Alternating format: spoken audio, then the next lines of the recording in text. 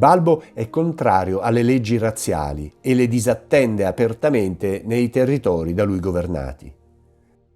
Balbo commissiona l'Arco di Marmo per segnare il confine tra Tripolitania e Cirenaica, che viene inaugurato il 16 marzo 1937. Nel 1935, alla Targa Florio, Balbo si presenta in uniforme militare. Con l'aggravarsi della crisi nell'Abissinia, inizia a preparare piani per attaccare l'Egitto e il Sudan.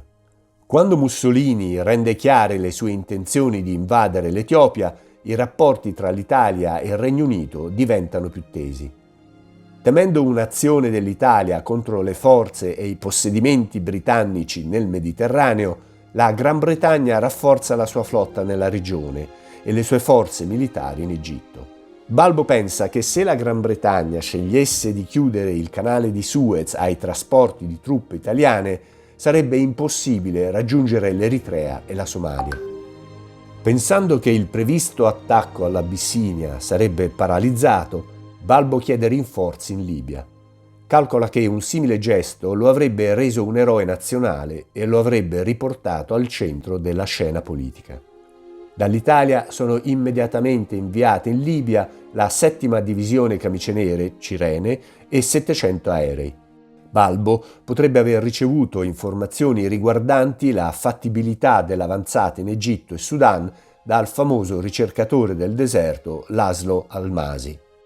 Entro il 1 settembre 1935 Balbo schiera segretamente forze italiane lungo il confine con l'Egitto, senza che gli inglesi ne sappiano nulla. In questo periodo l'intelligence britannica riguardo a ciò che accade in Libia è decisamente inadeguata. Alla fine Mussolini rifiuta il piano troppo ambizioso di Balbo di attaccare l'Egitto e il Sudan e Londra viene a conoscenza del suo schieramento in Libia. L'accordo anglo-italiano dell'aprile 1938 porta a una temporanea cessazione delle tensioni tra il Regno Unito e il Regno d'Italia. Per Balbo l'accordo significa la perdita immediata di 10.000 soldati italiani ed è caratterizzato da rinnovate promesse di impegni che Mussolini ha precedentemente infranto e che potrebbe facilmente infrangere di nuovo.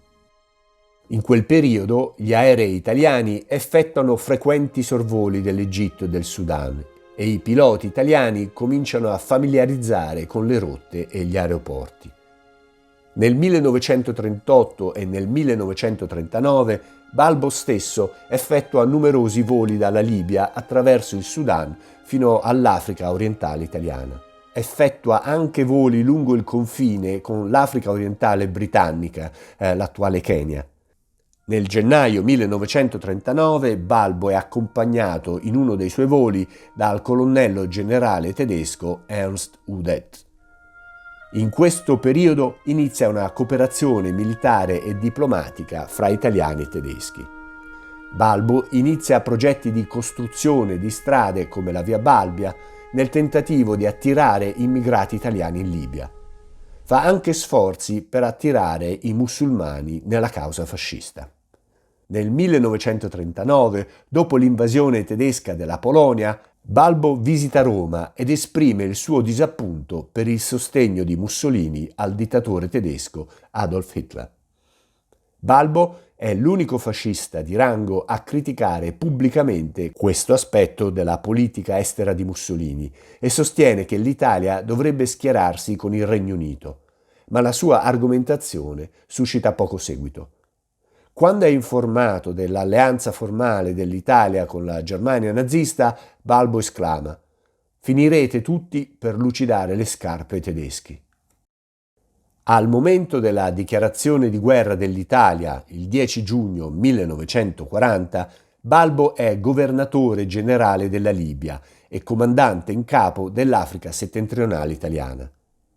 Diventa responsabile della pianificazione dell'invasione dell'Egitto. Dopo la resa della Francia, Balbo può trasferire gran parte degli uomini e dei materiali della Quinta Armata italiana al confine tunisino alla 10ª Armata al confine egiziano. Pur avendo espresso molte legittime preoccupazioni a Mussolini e al maresciallo Pietro Badoglio, capo di Stato Maggiore a Roma, Balbo progetta ancora di invadere l'Egitto già il 17 luglio 1940.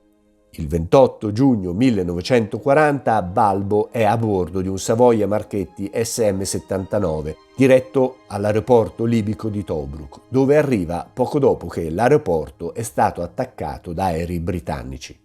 Le batterie antiaeree italiane che difendono l'aerodromo identificano erroneamente l'aereo come britannico e aprono il fuoco su di esso proprio mentre tenta di atterrare e viene abbattuto uccidendo tutto l'equipaggio a bordo. Il generale Felice Porro, testimone oculare, riferisce che l'incrociatore San Giorgio, che funge da batteria antiaerea galleggiante, inizia a sparare sull'aereo di Balbo seguito dai cannoni antiaerei dell'aerodromo. Non è chiaro quale di questi alla fine abbia portato all'abbattimento del suo aereo. Le voci secondo cui Balbo sarebbe stato assassinato per ordine di Mussolini sono state definitivamente smentite. Invece è generalmente accettato che l'aereo di Balbo sia stato semplicemente erroneamente identificato come un bersaglio nemico poiché volava basso e si avvicinava contro luce, oltre al fatto che era arrivato poco dopo l'attacco aereo da parte dei Bristol Blenheims britannici. Dopo aver appreso della morte di Balbo, il comandante in capo del comando medio orientale della Royal Air Force, Arthur Longmore, ordina a un aereo inviato in sorvolo sull'aerodromo italiano di deporre una corona, con la seguente nota di cordoglio. La Royal Air Force britannica esprime il suo cordoglio per la morte del generale Balbo, un grande leader e valoroso aviatore, da me conosciuto personalmente, che il destino ha messo dall'altra parte.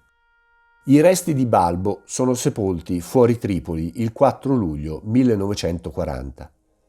Nel 1970 i resti di Balbo saranno riportati in Italia e sepolti ad Orbetello dalla famiglia Balbo dopo che Muammar Gheddafi minacciò di sotterrare i cimiteri italiani a Tripoli. Nel 1933 Benito Mussolini dona alla città di Chicago un monumento a Balbo. Nel 2017 è stata lanciata una campagna per rinominarlo. Nell'Italia post-fascista, la maggior parte dei monumenti e delle strade intitolate a Balbo durante il regime fascista tornano ai loro nomi prefascisti, come a Palermo, liberata dagli alleati nel luglio 1943, dove Piazza Italo Balbo torna al suo nome precedente di Piazza Bologna. Altre vie prendono il nome da partigiani antifascisti, come a Sanremo, dove via Italo Balbo è stata intitolata al partigiano Luigi Nuvoloni. Di Balbo mi resterà sempre impresso un commento che fece Mussolini su di lui in tempi non sospetti. Balbo è l'unico fascista che avrebbe il fegato di uccidermi. Ma la storia, evidentemente, aveva altri piani per entrambi.